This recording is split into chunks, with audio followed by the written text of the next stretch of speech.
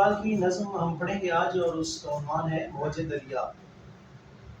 مضطرب رکھتا ہے میرا دل بے تاب مجھے، عین ہستی ہے تڑپ صورت سی باب مجھے، موج ہے نام میرا بحر ہے پایاب مجھے، ہو نہ زنجیر کبھی حلقہ گرداب مجھے، آب میں مثل ہوا جانا ہے توسن میرا، خانہ خار ماہی سے نہ اٹکا کبھی دامن میرا، میں اچھلتی ہوں کبھی جذبے مہ کامل سے، جوش میں سر کو پٹکتی ہوں کبھی ساحل سے، ہوں وہ راہ رو کہ محبت ہے مجھے منزل سے، کیوں تڑپتی ہوں یہ پوچھے کوئی میرے دل سے، زحمت تنگی دریا سے گریزاں ہوں میں، وسعت بحر کی فرقت میں پریشاں ہوں میں۔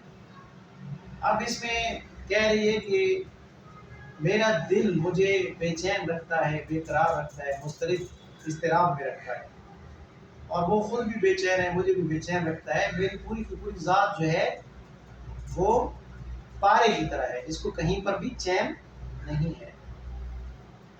اب تیسرے مصرے میں اپنا تعارف کروانے کہ میرا نام موج ہے، میں لہر ہوں دریا کی، لیکن بحر جو ہے، جو دریا ہے یا سمندر ہے، اس کی گہرائی میرے لیے کوئی بھی معنی نہیں رکھتی۔ ہو نہ زنجیر کبھی حلقہ گرداب مجھے، اور نہ ہی کبھی بھنور میرے پاؤں کی بیڑی بن سکتے ہیں، نہ مجھے کبھی بھنور روک سکتے ہیں، یہ اس میں طاقت نہیں، اور نہ ہی دریا کی گہرائی سے میں ڈرتی ہوں۔ آب میں مثل ہوا جانا ہے توسن میرا، میں پھرتی ہوں ایسے جیسے ہوا چلتی ہے، یعنی پانی میں ایسے چلتی ہوں جیسے فضا میں ہوا بغیر کسی رکاوٹ کے چلتی ہے۔ خار ماہی سے نہ اٹکا کبھی دامن میرا، مچھلی کا جو کانٹا ہے وہ کبھی میرے دامن کو روک نہیں سکا، مجھے کوئی چیز بھی روک نہیں سکتی۔ مچھلیوں کا بڑی بڑی مچھلیاں ہوتی ہیں جو دوسری مچھلیوں کو کھا جاتی ہیں، لیکن موج کہتی ہے کہ کوئی بھی مچھلی جتنی مرضی بڑی ہو جائے، چاہے وہ ویل ہی کیوں نہ ہو، وہ میرے راستے کا کانٹا نہیں بن سکتی۔ یہاں پہ مچھلی کا کانٹا اور رستے کا کانٹا، اس کو اقبال نے بڑے خوبصورت پیرائے میں بیان کیا ہے۔ میں اچھلتی ہوں کبھی جذبے مہ کامل سے، جب چاند روشن ہوتا ہے 14ویں اور 15ویں کی، جب اس کی روشن رات جو بڑا ہوتا ہے چاند، تو مد و جزر اس میں پیدا ہوتا ہے پانی میں۔ میں اچھلتی ہوں جب مد و جزر کے دن ہوتے ہیں، جب چاندنی راتیں ہوتی ہیں، تو میں اس میں دریا میں میری لہریں بلند ہوتی ہیں، جوش میں سر کو پٹکتی ہوں کبھی ساحل سے، کبھی میں جا کے ساحل سے ٹکراتی ہوں، مد و جزر میں۔ میں وہ راہ رو ہوں، یعنی میں وہ مسافر ہوں کہ محبت ہے مجھے منزل سے، میں اپنی منزل پر پہنچنا چاہتی ہوں، یہ سفر ہے میرا، لیکن اصل میں مجھے محبت کس سے ہے؟ وہ سفر سے، اپنی منزل سے، جہاں پہ میں نے جانا ہے، جو گول میں نے سیٹ کیا ہوا ہے، جہاں پہ میں نے پہنچنا ہے، وہ کیوں تڑپتی ہوں یہ پوچھے کوئی میرے دل سے، مجھ سے کوئی پوچھے کہ میں یہ ایسا کیوں کرتی ہوں۔ اب یہ خود ہی سوال کر رہی ہے، اور پڑھنے والے وہ کہہ رہی ہے مجھ سے پوچھو کہ میں ایسا کیوں کرتی ہوں، مجھے محبت کیوں ہے منزل سے۔ زحمت تنگی دریا سے گریزاں ہوں میں، دریا بہت تنگ ہے، اس کا جو دامن ہے یہ بہت تھوڑا ہے، میں اس کے اندر ادھر ادھر پھیر کے تنگ آ جاتی ہوں۔ میں چاہتی ہوں مجھے بڑا سا کوئی ہلکا ہو جہاں پہ میں جاؤں۔ وسعت بحر کی فرقت میں پریشاں ہوں میں سمندر میں جانا چاہتی ہوں۔ فرقت کہتے ہیں دوری کو۔ میں دریا کی تنگی سے تنگ ہوں، دریا کی تنگ دامنی سے مجھے خوف آتا ہے، میں پریشان ہوں۔ اب میں چاہتی ہوں کہ میں کہاں جاؤں؟ سمندر میں جاؤں جہاں وہ بحر بے کراں ہے، ایک ایسا پانی ہے جو ہر طرف پھیلا ہوا ہے، مجھے کھل کھیلنے کا موقع ملے گا۔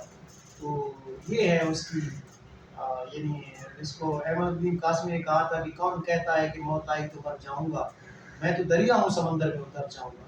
اب یہاں پہ بحر کو جو پرسونیفیکیشن دی گئی ہے اقبال نے، وہ یہ کہا ہے کہ وہ ایک فرد ہے، اور فرد جو ہے بحر جو ایک بندہ ہے انفرادی طور پر وہ، اور وہ کیا چاہتا ہے؟ وہ تڑپتا ہے ہر وقت اور چاہتا ہے کہ میں اپنی منزل پہ جاؤں، میرے لیے کوئی بھی رکاوٹ نہیں، چاہے وہ دریا ہو، چاہے وہ مچھلی ہو، چاہے وہ اس کے کنارے ہوں، میرے لیے کوئی بھی میری رکاوٹ نہیں بن سکتے۔ زندگی میں انسان کی جتنی بھی سختیاں آتی ہیں، پریشانیاں آتی ہیں، وہ میری رکاوٹ نہیں بن سکتی، اور کسی بھی قسم کے جو رستے میں کانٹے آتے ہیں میں اسے گھبرانے والا نہیں ہوں، میں آگے کی طرف جانا ہے، اور پھر یہ اس نے سمبولکلی جو چیزوں کو تشبیہاتی انداز میں بیان کیا ہے ان مشکلات کا جو لہر کو درپیش ہے، یہ انسان کو درپیش ہے، زندگی ہے انسان کی۔ اب وہ انسان چاہتا ہے کہ میں آگے کی طرف جاؤں، اور وہ کہتا ہے کہ جب مد و جزر ہوتی ہے تو میں کبھی تڑپتا ہوں، کبھی چاند نکلتا ہے تو میں میرے دل کے اندر تڑپ ہوتی ہے۔ پیدا آپ اس کے کئی معنی ہو سکتے ہیں، آپ چیزوں کو خوبصورت انداز میں دیکھتے ہیں، جسم کے اندر کشش ہوتی ہے تو میں تڑپتا ہوں کہ کاش یہ میں ان تک پہنچ جاؤں یا یہ میرے تک آ جائیں۔ تو اس کے ملٹیپل جو ہے میننگ ہو سکتے ہیں، بہت زیادہ اس کے وہ ہیں۔ جوش میں سر کو پٹکتی ہوں کبھی ساحل سے، میں یہ سارا کچھ کیوں کرتی ہوں؟ اس لیے کہ میرا جو سفر ہے، میں جا رہی ہوں آگے کی طرف، جا رہی ہوں آگے کی طرف جا رہی ہوں، لیکن اصل میں چاہتی کیوں؟ مجھ سے کوئی پوچھے کہ مجھے پیار کس سے ہے؟ مجھے پیار اپنے منزل سے، جہاں پہ میں نے جانا ہے۔ اور وہ منزل کیا ہے؟ وہ کہتا ہے کہ یہ دریا میری منزل نہیں ہے، بہرحال میری منزل سمندر ہے جو کہ بڑا ہے، اور جہاں پہ میں نے اس دریا، یہ سارے جز ہیں جنہوں نے جا کر سمندروں میں مل جاتے ہیں، تمام دریا جا کے سمندروں میں گر جاتے ہیں، سمندر کا حصہ بن جاتے ہیں۔ جب سمندر میں گرتے ہیں تو دریا، چاہے وہ دریائے نیل ہو، چاہے دریائے ٹیمز ہو، چاہے وہ دریائے ایمیزون ہو، چاہے وہ دریائے سندھ ہو، کوئی بھی دریا ہو، وہ آخر میں جب سمندر میں ملتا ہے تو اپنی تمام تر انفرادی حیثیت اس کی ختم ہو جاتی ہے، اس کے بعد وہ سمندر کا حصہ بن جاتا ہے۔ سمندر سے کبھی آپ دریا کو الگ نہیں کر سکتے، یا یہ نہیں کہہ سکتے کہ یہاں پہ دریائے سندھ کہیں گر رہا ہو، پھر وہ سمندر ہوتا ہے۔ اب انسان یہ چاہتا ہے کہ میں اپنی یہ جو میری ہستی ہے، یہ میرا جز ہے، میں نے اب کل کے ساتھ ملنا ہے، اور وہ کل کیا ہے؟ وہ ہے وصال، وہ جو صوفیاء نے کہا ہے کہ ہم نے اپنے خدا کے ساتھ ملنا ہے۔ میں نے قیامت کے دن جب خدا کہتے ہیں کہ آپ واپس آ جائیں، جب بندہ کوئی فوت ہوتا ہے تو خدا اپنی روح کو واپس بلا لیتا ہے، اس بندے کی روح کو اپنے پاس جہاں سے وہ آئی تھی۔